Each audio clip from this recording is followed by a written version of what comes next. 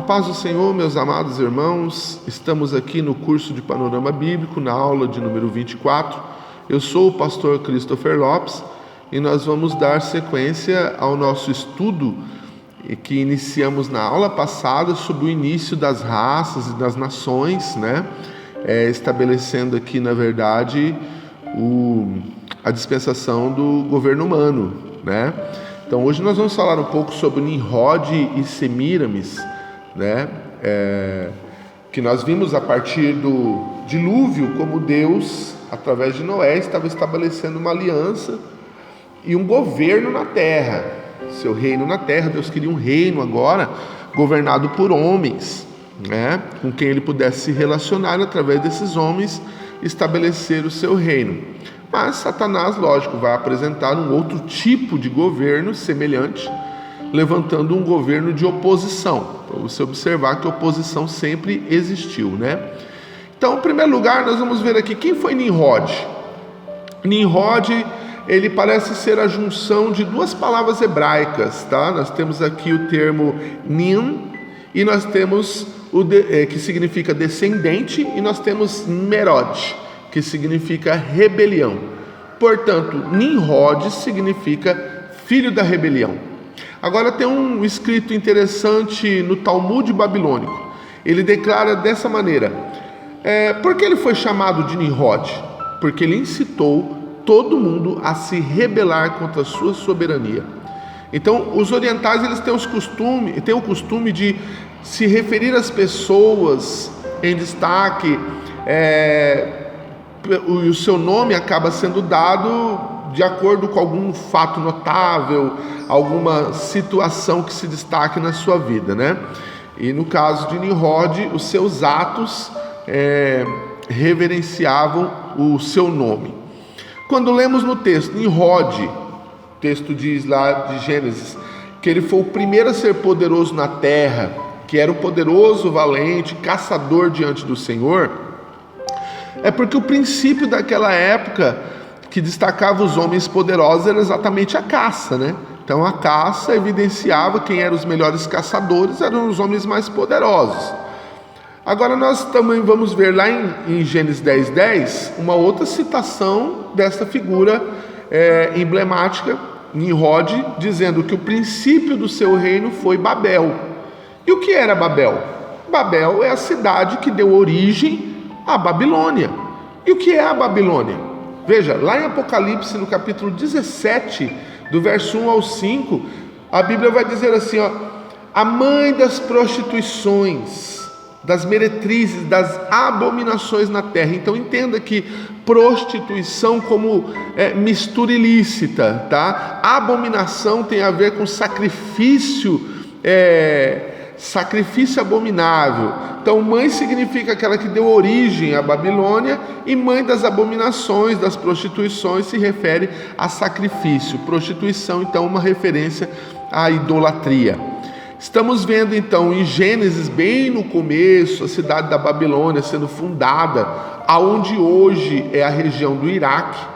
Então, lá em Apocalipse, a gente vai ver que nos últimos dias, a Babilônia sendo julgada. E o que mostra isso? Mostra que o espírito da Babilônia, esse espírito da rebelião, esse espírito da idolatria, ele esteve presente o tempo todo. João, ele vai dizer isso quando ele fala na sua carta que há muitos anticristos, que o espírito do anticristo ele já opera. Paulo vai dizer isso também em Tessalonicenses, quando ele fala que o mistério da iniquidade ele já opera, o mistério da rebelião. Paulo vai também dizer a Timóteo que os últimos dias seriam marcados pela a grande apostasia. 1 Timóteo 4:1, nos últimos dias muitos apostatarão da fé. Então essa apostasia, essa rebelião é o espírito da Babilônia,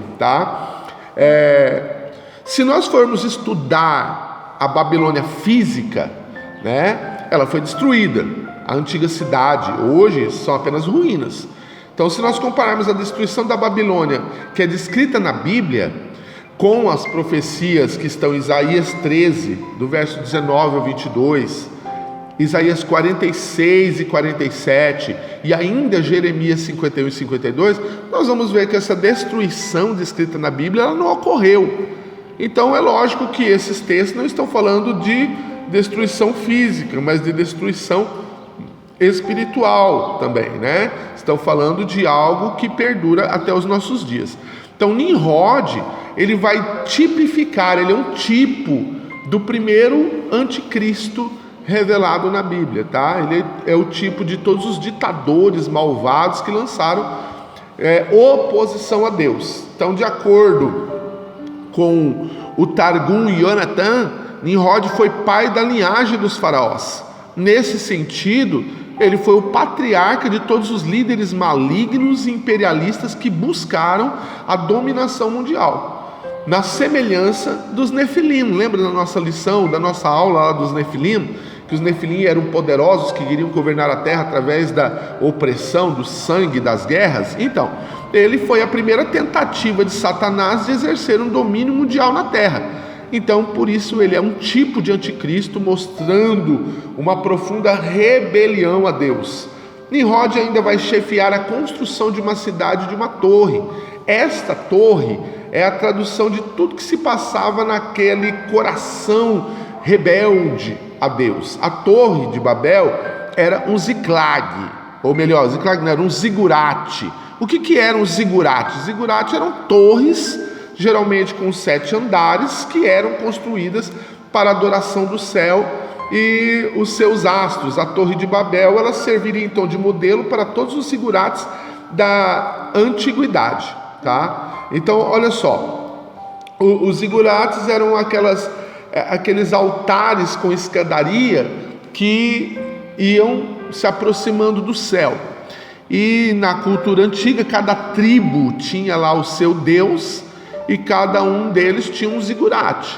Então o tamanho do zigurate se referia muito à proporção desse deus, tá? Então é exatamente neste caminho que Nimrod ele vai manipular as tribos, querendo apresentar um Deus maior, porque nessa cultura eles acreditavam que os deuses desciam no zigurate.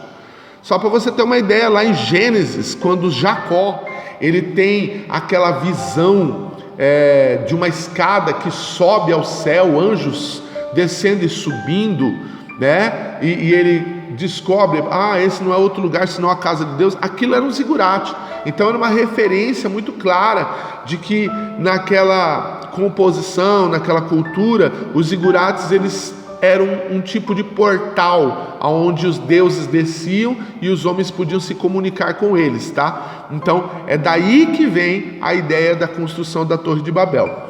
Na astrologia já existia isso, né? A carta astral, prognósticos através dos astros. Então não são coisas modernas, na verdade, né?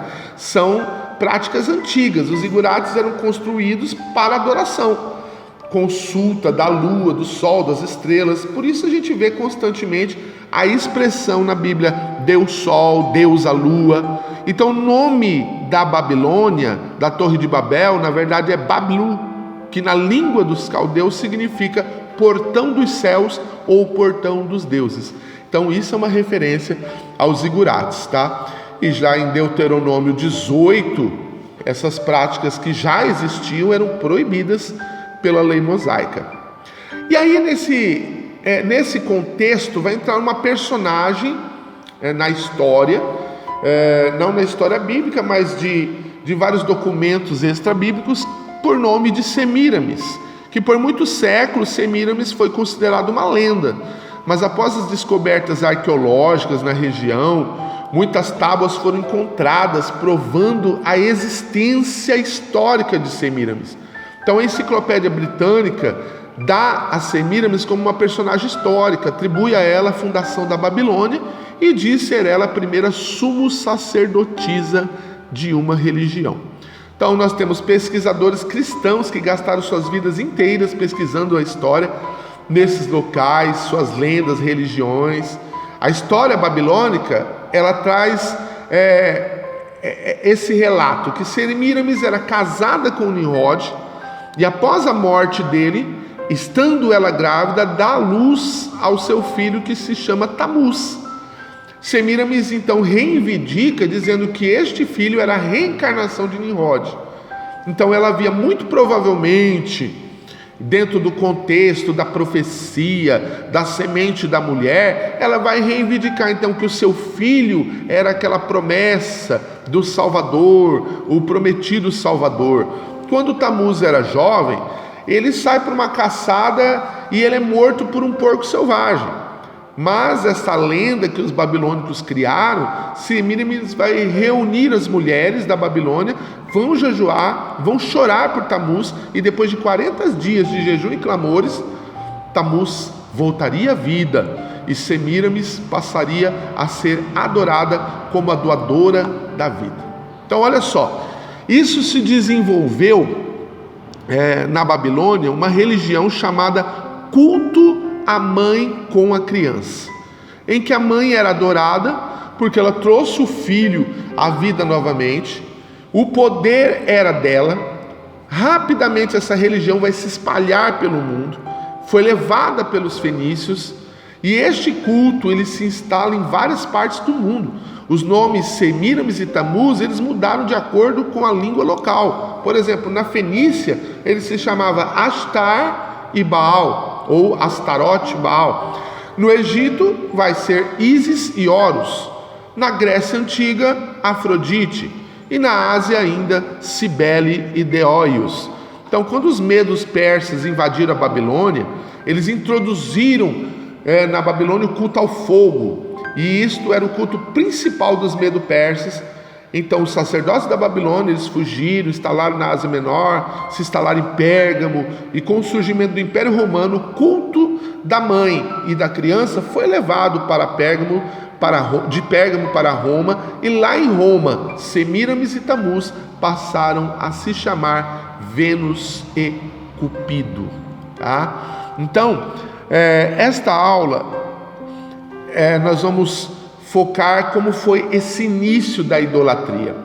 Já no século III, quando o então imperador Constantino é coroado em 312, houve uma guerra civil no qual as forças de Constantino foram confrontadas com as forças do general Maxêncio, e aquele que vencesse seria proclamado o imperador. Constantino havia sofrido várias derrotas, então ele conclama os cristãos da sua época para o apoiarem com a promessa de cristianizar o Império Romano. Olha só, os cristãos o apoiaram e na última batalha Constantino vence e é coroado imperador. Há até uma história de que ele teria visto uma visão da cruz iluminada e por conta daquela visão ele teria vencido a guerra. O imperador romano então tinha duas coroas, a coroa do imperador político e a outra que o coroava como um pontífice maximus, ou seja, o cabeça religioso do império. É a partir daqui que a religião ela vai se misturar com o governo e o Estado vai passar a governar as ações da religião. Muitos romanos tornaram-se cristãos para agradar o imperador, e o cristianismo agora se tornaria religião oficial do império. Se por um lado havia acabado as perseguições e os nossos irmãos já não eram lançados na arena, já não eram devorados por leões, já não eram queimados vivos, decapitados, não eram torturados e mortos, por outro lado, a igreja começa a sofrer o início do que se chamaria a mistura e a corrupção da vida cristã. Porque a partir daqui muitos iriam apenas se converter para fazer média com o imperador. E aos poucos vai ocorrendo o que nós conhecemos por sincretismo religioso, ou o que hoje atualmente chamamos de ecumenismo. É misturado o cristianismo com o paganismo, pois o povo começou a sentir falta de ver, de tocar, e as imagens dos deuses antigos romanos foram novamente sendo introduzidas, porém agora com nomes cristãos. E nesse sincretismo de Vênus e o Cupido, que era Semíramis e Tamuz, passam agora a ser chamado de Maria e o menino Jesus. Quando esse sincretismo foi feito, os festivais antigos começaram a voltar. Na Grã-Bretanha, o principal festival voltou, esse até hoje, esse é o festival de Easter. Esse festival foi sincretizado com a Páscoa e até hoje Páscoa em inglês é chamado de Easter, não Passover, que é o significado da Páscoa bíblica. A palavra Easter vem do nome de uma deusa pagã, deusa da luz, do dia, deusa da primavera, e Easter não é senão uma forma mais moderna de Eostre, Ostera, ou até mesmo Astarte ou Istar, aquilo que conhecemos por Astarote. É o mesmo festival que por 40 dias se comemorava o que aconteceu com Tamuz, por 40 dias se chorava a morte de Tamuz. Este festival, ele terminava com a troca de ovos enfeitados e coloridos, simbolizando a vida a partir da morte, como aconteceu com Tamuz. O coelho foi associado a esse festival como símbolo da fertilidade. E assim, tanto o coelho da Páscoa como os ovos da Páscoa eram símbolos de um significado sexual, símbolo da fertilidade. No catolicismo, então, romano, ainda hoje se comemora a Quaresma, e inclusive até bem pouco tempo, com jejum muito incentivado, significando nada mais do que aqueles 40 dias que se jejuaram e clamaram por Tamuz. No Velho Testamento, a Bíblia mostra que o povo de Israel também foi contaminado com a religião que se originou lá na Babilônia. Uma princesa fenícia chamada Jezabel leva para dentro de Israel o culto de Astarote e Baal. Jezabel casa-se com o rei Acabe, leva o culto para dentro de Israel, e Deus vai mostrar isso ao profeta Ezequiel lá no capítulo 8, quando ele vê Israel praticando dentro do santuário. Lá no verso 13 e 14, ele diz, chorando por Tamuz, ou seja, comemorando aquele festival. No verso 16, ele ainda diz que homens de costas para o templo adorando o sol, e o sol era exatamente um dos símbolos de Tamuz. Ainda temos em Jeremias 44, quando ele exorta o povo, dizendo que o povo de Israel estava sendo levado cativo para a Babilônia, e o que o povo responde a Jeremias? No verso 15, eles vão responder que eles adoram a rainha dos céus, que era um título de Semíramis. O que o povo de Israel estava fazendo? Adorando a rainha do céu. Quando Jeremias chama o povo para sair disso, o povo diz, nós não vamos obedecer ao Senhor, nós vamos continuar oferecendo incenso à rainha do céu, porque é ela que tem nos abençoado, tá? Então veja que esse tipo de prática, ele não é novo, ele só adquiriu uma roupagem nova, mas é muito antiga, tá? O povo até os dias de hoje segue a Semíramis com outros nomes, chamando de rainha dos céus, um título de deusa mãe que foi adorado por séculos, até mesmo antes do cristianismo existir. Então a deusa mãe era Semíramis, Ishtar, Astarte, Astarote, e em várias passagens da Bíblia nós mostramos essa adoração a Astarote e a Baal. Então lá todas as falsas religiões do mundo oficializadas foram na Babilônia. E o que Caim começou, que era o caminho da rebeldia, o caminho da independência, o caminho que inaugura todas essas coisas, Nimrod oficializa na Babilônia. Por isso, quando chegamos em Apocalipse 17:5, ele vai descrever assim, João: Babilônia, a grande meretriz, a mãe que deu origem a todas as abominações da terra, isto é, todas as religiões, espiritismo, reencarnação, tudo que tem prognóstico teve a sua origem na Babilônia. A condenação dos adivinhos e feiticeiros, descrita em Isaías 8:19, vai terminar aqui no Apocalipse, quando diz: caiu a grande Babilônia, caiu, porque quando o Senhor voltar a estabelecer o seu reino, então todas essas mentiras serão destruídas. Por fim, quero deixar o texto de Isaías, quando ele diz, quando Deus, ele através de Isaías, ele diz: a lei e ao testemunho. Em outras palavras, leiam a Bíblia. A lei e o testemunho, sem ela ninguém verá a alva. Amém? Fique na paz do Senhor, que Deus os abençoe. Não se esqueça de se inscrever nesse vídeo, compartilhar esse vídeo, fazer chegar aquelas pessoas que gostam de estudar a Bíblia, a história. Amém? Se inscreva e nos siga no Facebook, no Instagram. Eu deixarei descritos os lugares, os links. Também, se você quiser abençoar esse trabalho, deixarei na descrição também o Pix. pode abençoar com qualquer valor, com qualquer forma que você queira abençoar para manter esse trabalho, manter esse canal. Essa teologia ela não é cobrada, ela é oferecida gratuitamente a todos, gratuitamente a quem quiser acessar. Então, fique na paz do Senhor, que Deus os abençoe em Cristo Jesus.